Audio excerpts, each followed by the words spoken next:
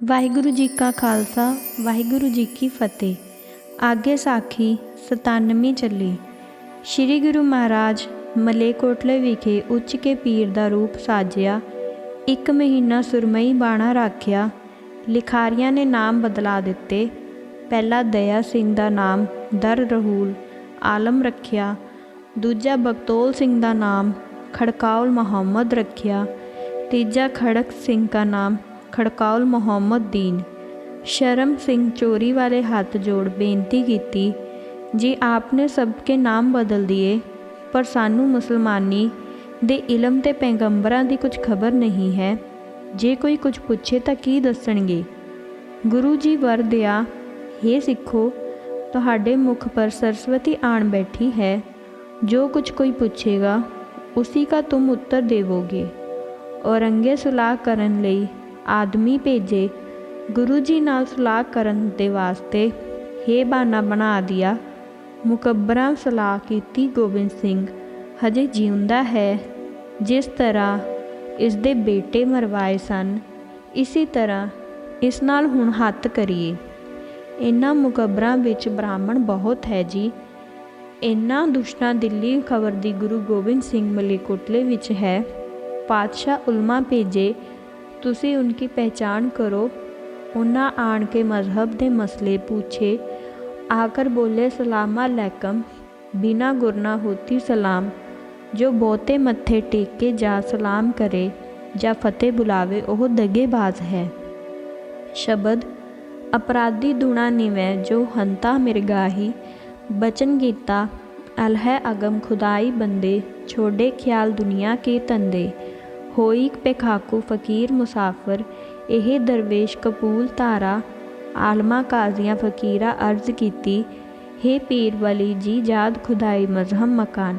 पेशवाई दौलत खां सुकूनत कित्थे है, इसम क्या है। बचन होया, असाडा मजहब खुदाई याद रिहाइश जिस मकान नानक वली दा हलवे उपर पंजा लगदा है। हुक्म कबूल करके आंदे है। सब सुनकर बड़े खुश होए। सबना अर्ज करी जी, किस कलाम दे पढ़ने करके पंजा लगदा है।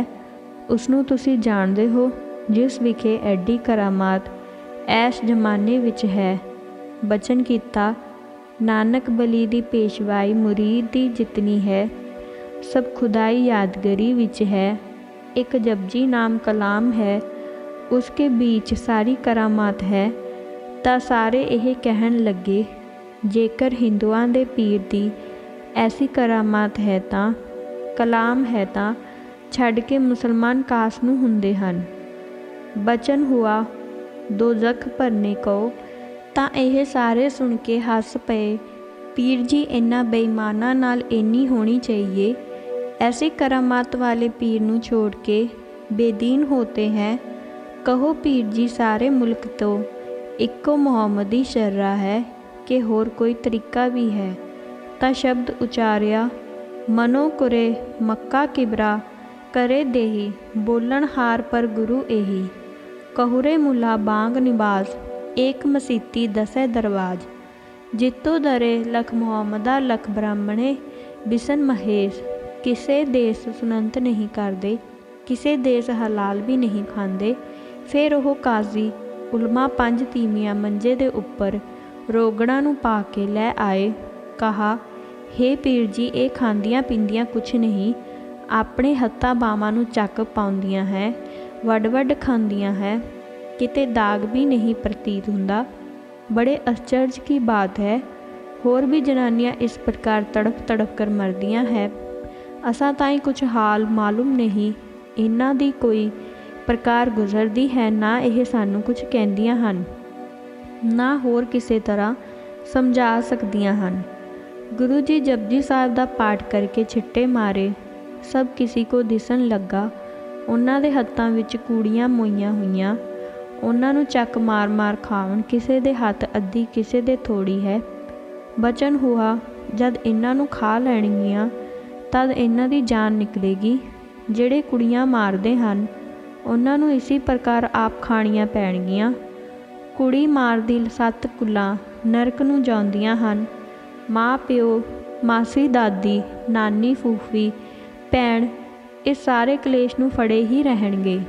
ਗਊ ਕੀ ਹੱਤਿਆ एक युग, कन्या दी हत्या 4 युग रहेगी। संत की निंदा, नानका बहुरी बहुरी अवतार।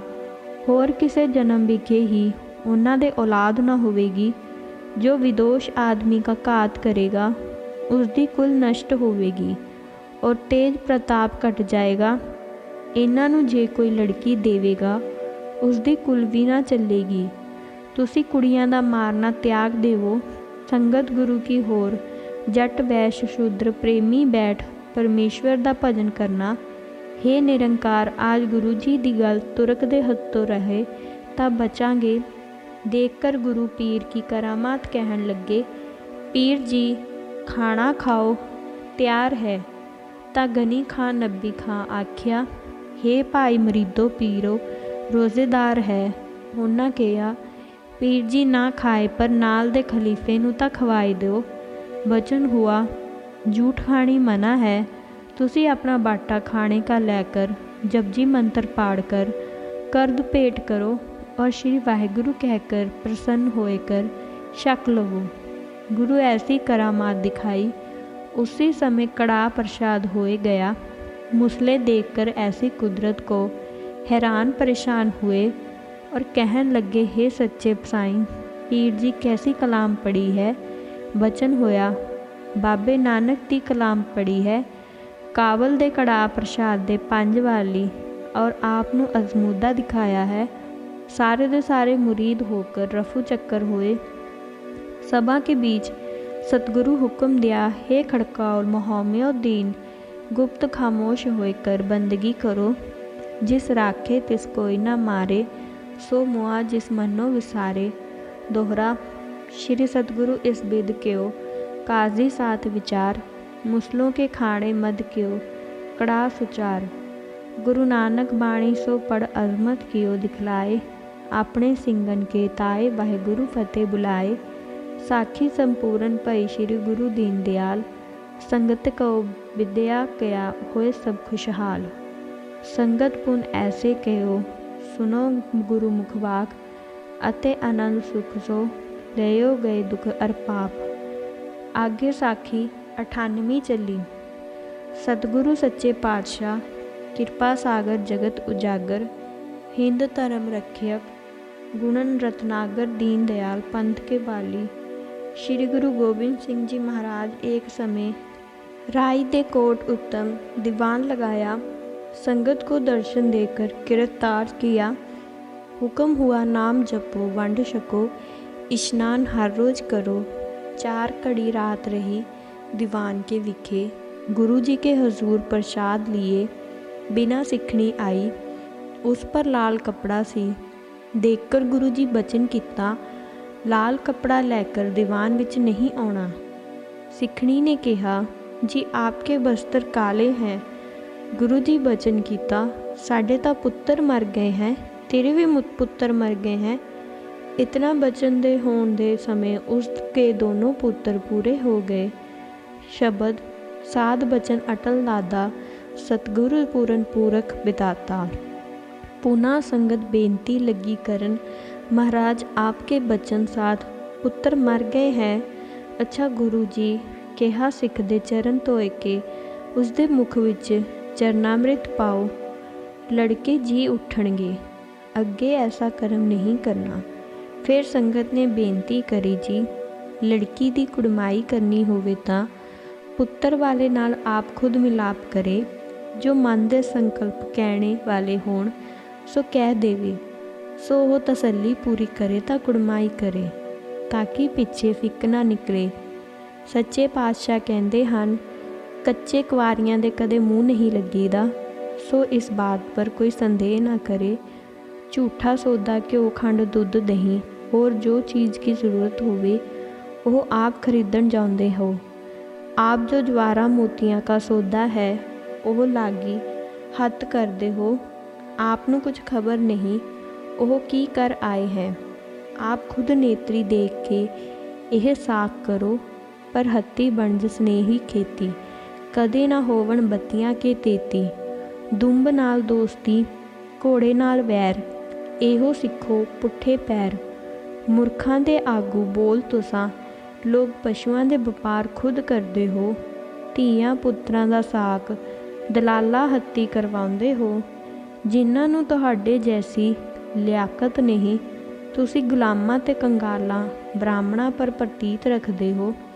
ਰਾਜੇ ਸੀਹ ਮੁਕੱਦਰ ਕੁੱਤੇ, ਜਾਏ ਜਗਤੇਨ ਬੈਠੇ ਸੁੱਤੇ। ਹੇ ਸਿੱਖੋ, ਦੂਜੀ ਵਾਰ ਤਾਂ ਆਪਣੇ ਘਰ ਦੀ ਸੁਣੋ। ਸ਼੍ਰੀ ਗੁਰੂ ਹਰਗੋਬਿੰਦ ਜੀ ਦਾ ਸਾਕ ਲਾਗੀਆਂ ਕੀਤਾ ਸੀ ਤਾਂ ਕੀ ਸੁੱਖ ਨਿਕਲਿਆ। ਚੰਦੂ ਸਵਾਹੀ ਬੋਲੀ ਲਾਏ, ਇੱਟ ਚੁਬਾਰੇ ਕੀ ਮੋਰੀ ਲਾਏ। ਉਸੀ ਵਿਖੇਪ ਨਾਲ ਗੁਰੂ ਅਰਜਨ ਸਾਹਿਬ ਜੀ ਨੇ ਲਾਹੌਰ ਵਿੱਚ ਰਾਵੀ ਦਰਿਆਈ ਵਿਖੇ ਸੈਨ ਕੀਆ। ਨਾਲ ਚੰਦੂ ਦਾ ਘਰ ਵੀਰਾਨ ਹੁਆ ਤੇ ਚੁਗਤਿਆਂ ਦੀ ਸਫਾ ਉੱਠੀ। ਲਾਗੇ ਕੋ ਕਿਸੇ ਪੁੱਛਿਆ ਵੀ ਨਹੀਂ। ਪਿੰਡ ਨੂੰ ਅਗਨ ਪ੍ਰਵੇਸ਼ ਕੀਤੀ।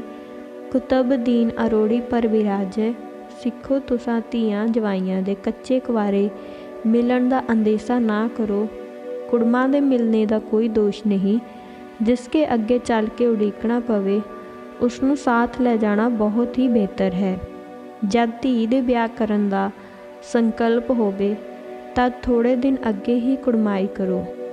ਪਿਛਲੇ ਰਾਜਿਆਂ ਕਾ ਕਰਮ ਇਹੀ ਸੀ, ਜਦ ਲੜਕੀ ਵਰ ਪ੍ਰਾਪਤ ਹੋਵੇ ਉਦੋਂ ਹੀ ਲੜਕਾ ਚੰਗਾ ਦੇਖ ਕੁੜਮਾਈ ਵਿਆਹ ਕਰ ਦੇਣਾ। ਦੋਨੋਂ ਤਰਫ ਖੁਸ਼ੀ ਹੁੰਦੀ ਹੈ ਔਰ ਪ੍ਰਸੰਨਤਾ ਨਾਲ ਘਰ ਵਸਦੇ ਹਨ। ਦੋਨੋਂ ਤਰਫ ਖੁਸ਼ੀ ਰਹਿੰਦੀ ਹੈ। ਆਗਿਆ ਮੰਨੋ, ਸੁੱਖ ਪਾਓਗੇ।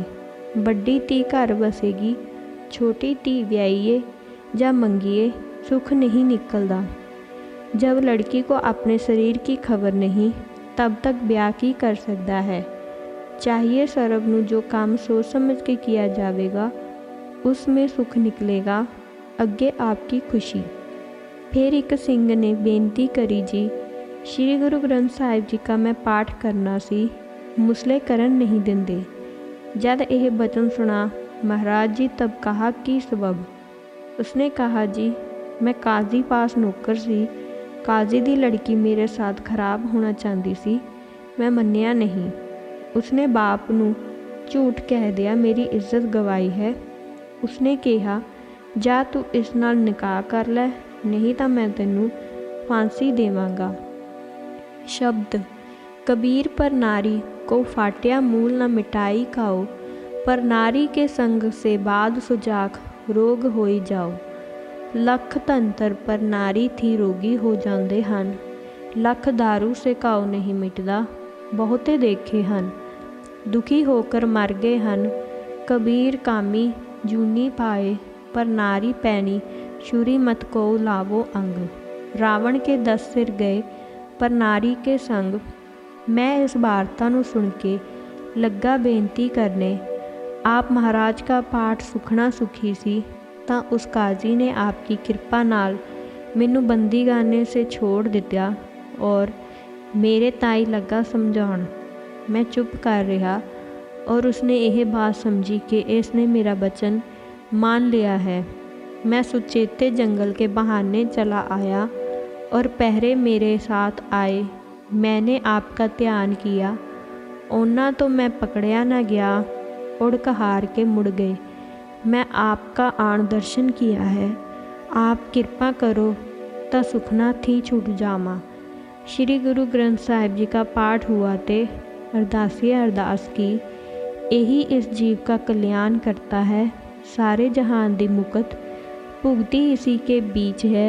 जो इसका आसरा करेगा उसनू कोई तोटा नहीं रहेगा। एक पाठ श्री गुरु ग्रंथ साहिब दे नाल करोड़ बाठ बेदतां दे बराबरी नहीं कर सकते। दोहरा श्री गुरु साखी कै फिर दीनों कर अंत, पाए भोग संगत कै परमेश्वर है बेअंत।